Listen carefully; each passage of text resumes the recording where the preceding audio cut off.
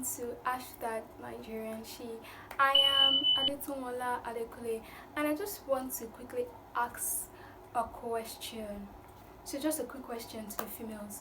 Do you ever feel tensed when you're walking on the street and you sight a group of guys ahead of you? I'm guessing your answer is yes, because my answer is yes, and about 65% of females as well. The statistics say so. So, not me, it's the statistics. About 65% of females attest to the fact that they feel tensed up when they sight a group of guys ahead of them when they are walking on the streets. So you're wondering, where is this question leading to? Okay, I am starting a series on outdoor harassment. Why outdoor harassment? I feel like outdoor harassment does not catch enough attention as it should, just because in the Nigerian society a whole lot of abnormalities has been normalized. That's why you hear someone tell me, Tom, you're just being too sensitive for someone who lives in Nigeria. Oh, I forgot. So just because I live in Nigeria, I'm supposed to take in a whole lot of things that are detrimental to my mental health, to my well-being generally? Of course not, right? Okay, so outdoor harassment varies.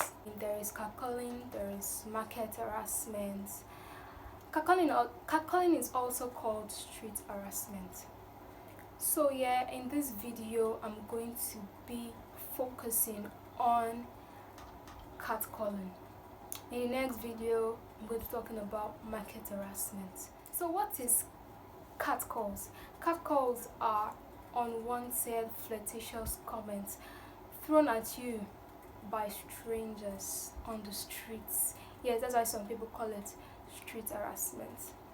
I mean, have you ever been walking on the streets and then some guys are just like, hey, fine girl, your body bangs, I can imagine your body on my bed.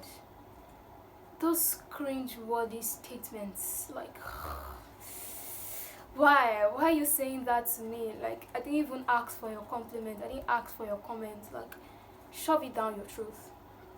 I didn't ask you, keep it to yourself. So you're like, oh, that is what is catcalling. Yes, that's an example of a catcall. And sometimes I wonder who named the catcalling itself, because that name is so abstract and you can't even connect it. If you don't know the meaning before, you cannot be like, oh, catcalling. No, when you hear catcalling, you're like, is it a cat that is calling onto you like meow meow meow? Of course not. So yeah, that is catcalling. And some people are still arguing that catcalling is not an harassment. I mean, my bad if I'm eating you guys with a whole lot of numbers, because I don't even really like numbers. Like, whenever I hear numbers, my brain is like, okay, sleep mode, let us sleep. Okay, so statistics say that 1 out of 3 men do not believe that catcalling is an harassment. So, what are we going to do? Is it an harassment or is it not an harassment? Anyways, I'm going to go deep into the effects of catcalling. Effects of catcalling. Number 1, anxiety. That tensed up feeling you're getting, it is not normal. It is because you are anxious. I mean, statistics say that 65% of women get their first catcall before the age of 11. And catcalling comes in different forms. So imagine you're 10 years old, you want to get something down the street, and then about 10 guys are in your front, and then they're telling you, as small as you are, fine girl, see your shape, this one. And just because it doesn't feel right to respond to them, so you ignore them. And most catcallers get angry when they are being ignored. So yeah, you ignore them and then they get infuriated and then they get violent and aggressive. Some of them start following you, they start stalking you. I mean, imagine how uncomfortable that can be for a 10-year-old child.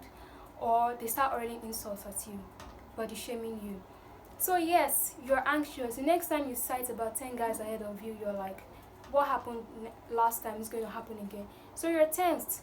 That is anxiety. So as well, it causes depression. I mean, nobody wants to keep hearing negative things about themselves.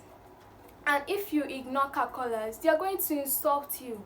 They can tell you, that's why her breast is like that. Like, look at you, say, who even wants to call you safe?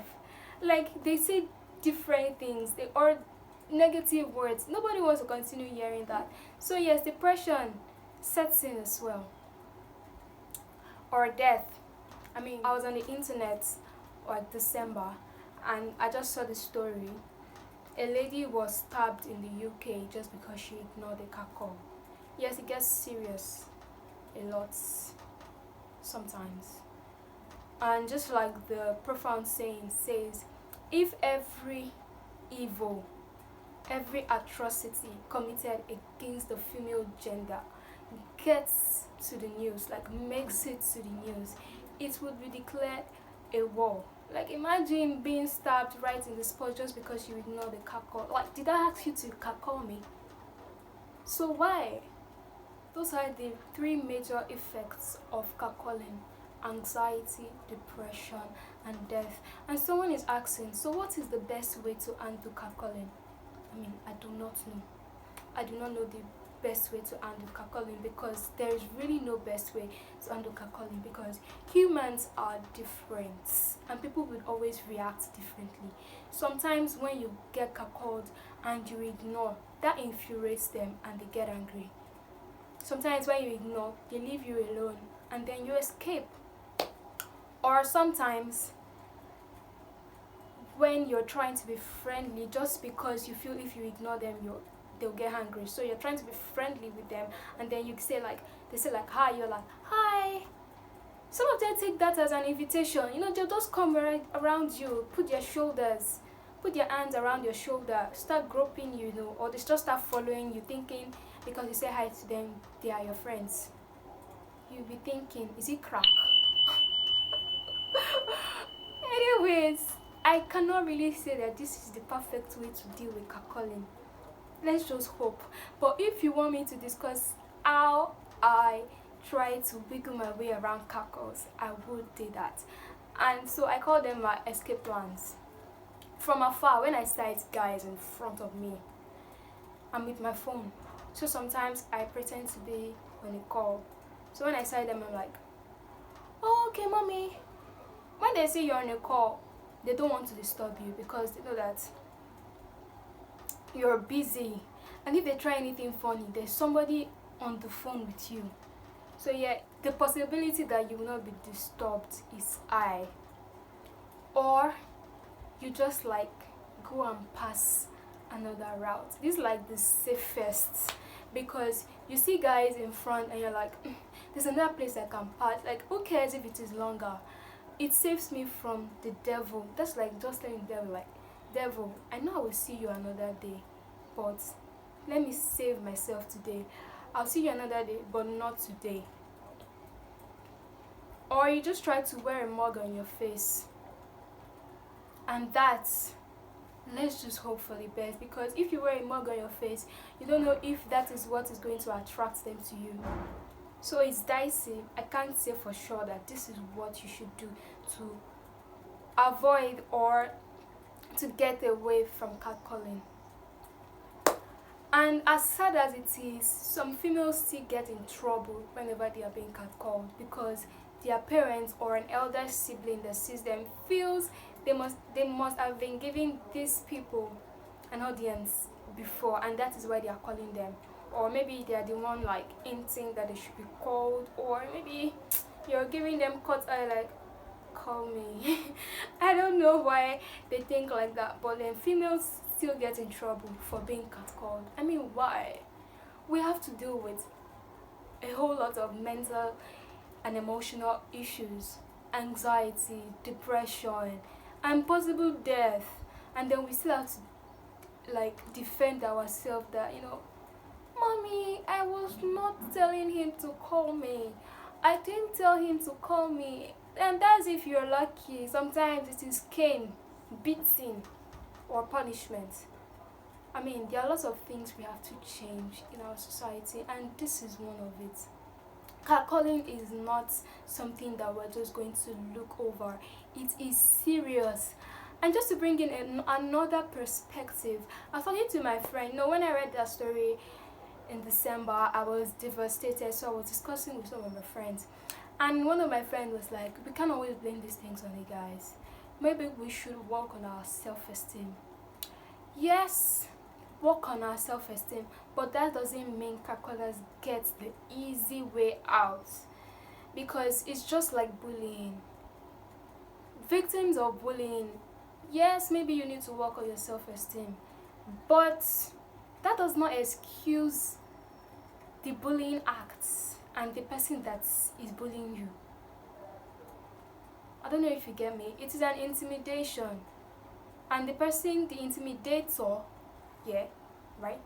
Yeah, the intimidator is at fault. So you're not going to blame it on your low self-esteem, or we're not even going to say you have low self-esteem if you feel these things. It is not your esteem. What is bad is bad. Catcalling is bad. So please stop catcalling us. Another friend was like, most time when guys catcall females, they're just trying to get their attention. You want to get my attention, and the only way you can think of is by catcalling me? Wow, you're never getting that attention, and that is on period. Okay, so catcalling is an harassment, and please stop catcalling us. I mean, it's all fun and games for you, but I always say this thing: if your own fun and games is going to be detrimental to another person, please try to cut it down. Okay, so that being said, I want to dive right into the as seen on Twitter. This is a new segment, and it's always going to be like this at the later end of the video.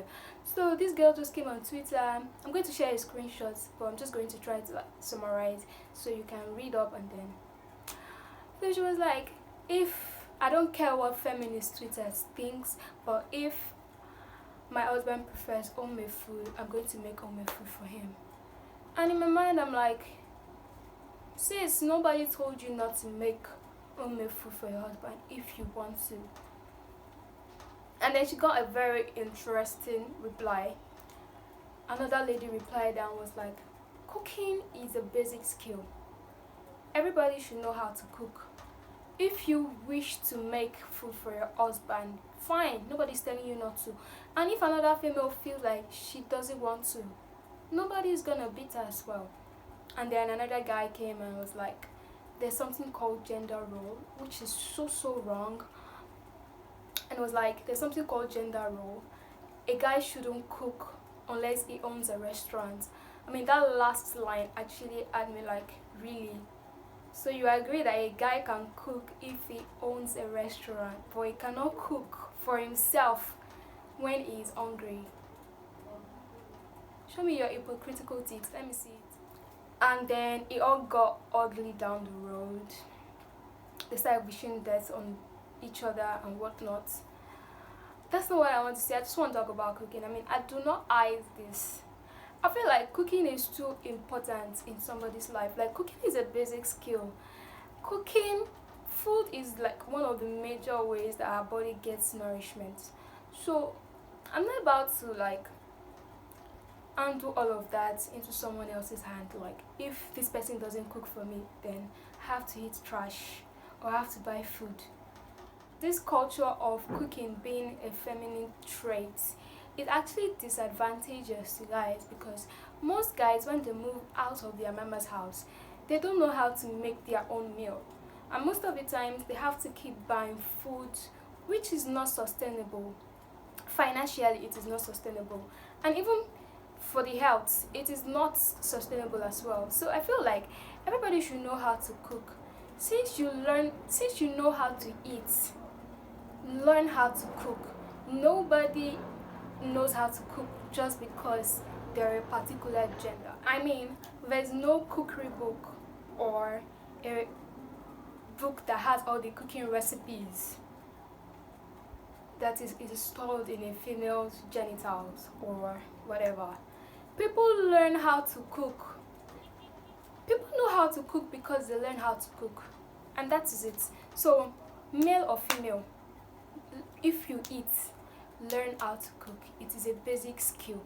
It is not a feminine trait.